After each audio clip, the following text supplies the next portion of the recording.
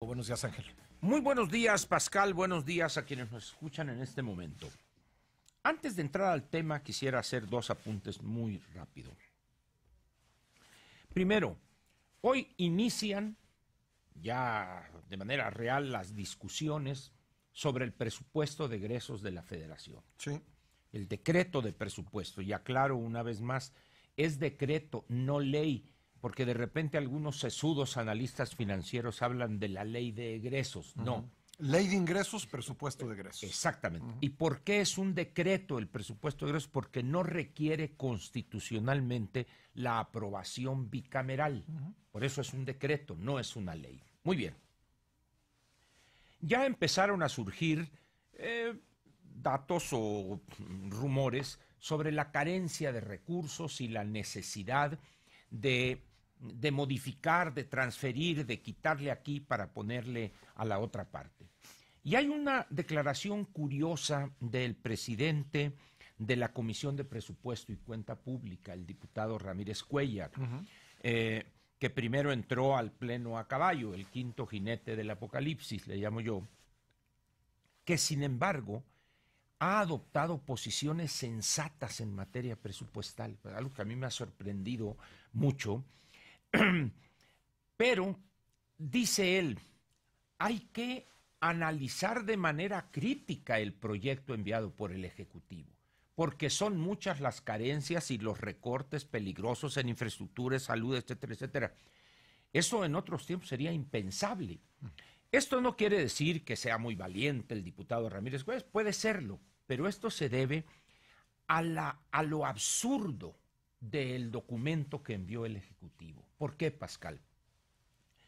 Porque está privilegiando el desorden presupuestal con estos 400 y tantos mil millones de pesos sin control alguno, sin reglas de operación, los programas estos del malestar, más otro como 200 mil millones que sí tienen reglas de operación por ser programas viejos. Ahora, ¿qué es lo que sucede? Nadie se atreve a recortarle a esos programas.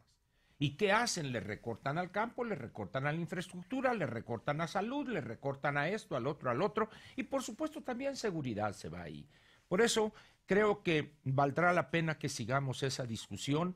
No creo que vayan rápidamente a ponerse de acuerdo. No obstante, la instrucción, fíjate nomás a qué nivel llegan las cosas.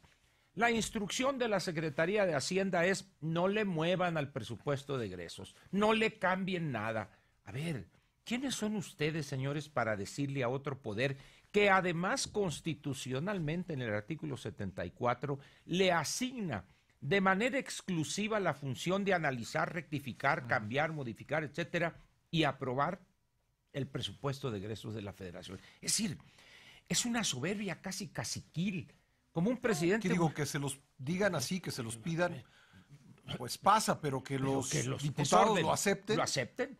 Es ahora, otra cosa. Por eso es interesante la respuesta o la posición del diputado Ramírez Cuéllar. Muy bien. Pues es que para eso están, Ángel, ¿no? Bueno, de acuerdo. ¿No? Así es. O sea, como dijo aquel, es que ese supositorio siempre ha existido. Pues no, se supone que para eso están. Bien. Y otra cosa muy rápida es esto que sucedió, Pascal, ayer en la frontera entre Sonora y Chihuahua. Es algo lamentable, una tragedia. Dice uno, ¿qué hay en la mente de estas personas? Asesinar a niños, 2 de ellos de 6 meses, gemelos, y luego dejarlos ahí calcinar sus cuerpos en la camioneta. ¿Qué hay en eso? ¿Es posible a esas personas convencerlos de que no delincan con abrazos? Con un programa social. Con un programa social, con 3,600 pesos mensuales. Es decir, es evidente que hay en estas personas una locura casi cavernaria, primitiva, pero ¿no habrá algo más o menos parecido en el gobernante que piensa que eso lo puede enfrentar y resolver regalando dinero? Es decir, al final de cuentas dices tú, a ver, ¿quién sería más responsable de esta situación? Aquellos que son unos sicarios amorales, sin escrúpulos, que han perdido todo valor ético, de respeto de la vida, respeto a los niños, etcétera. Pero ¿qué hay de la responsabilidad del gobernante que pone oídos sordos y ojos cerrados ante esa realidad, Pascal.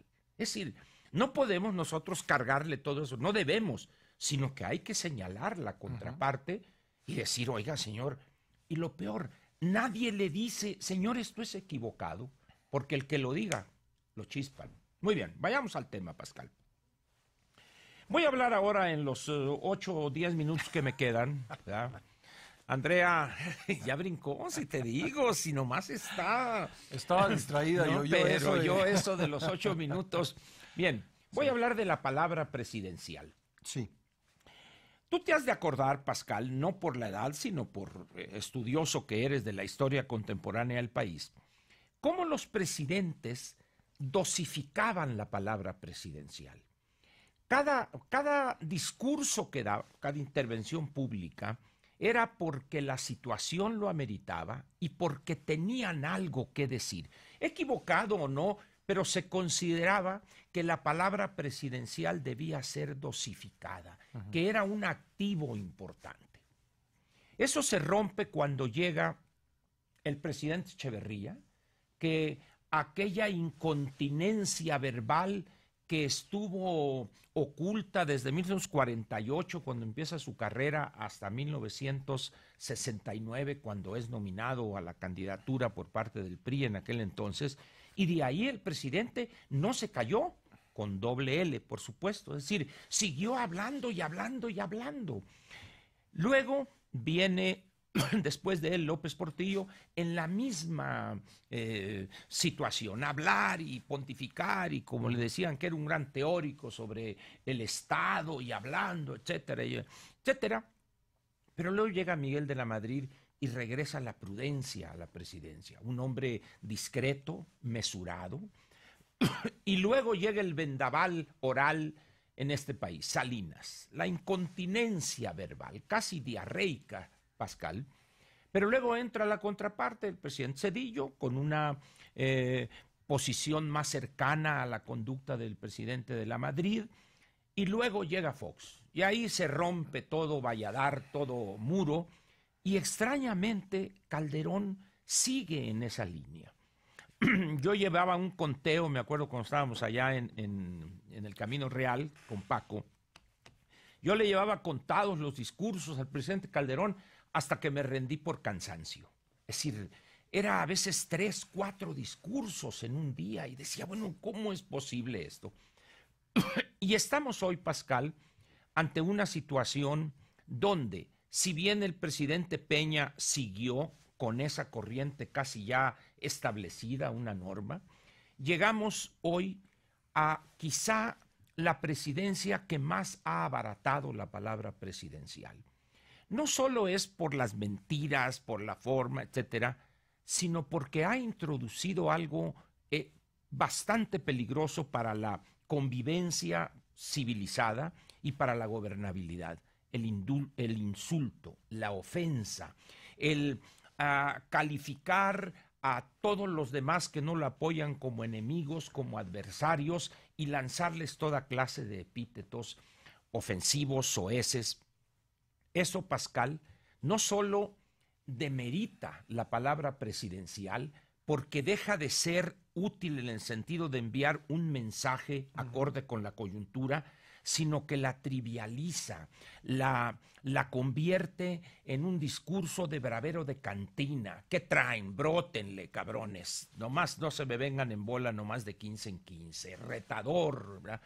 Eso, Pascal, repito, demerita la palabra presidencial, pero también la gobernación que ese gobernante encabeza o lleva o intenta llevar a cabo. ¿Por qué? Porque esa rijosidad, Pascal, es copiada. Ese es el estilo presidencial y no pocos de sus seguidores cercanos se sienten obligados también a insultar a los de grupo político. Lo vemos en el Senado, lo vemos en la Cámara de Diputados y lo vemos en los estados también.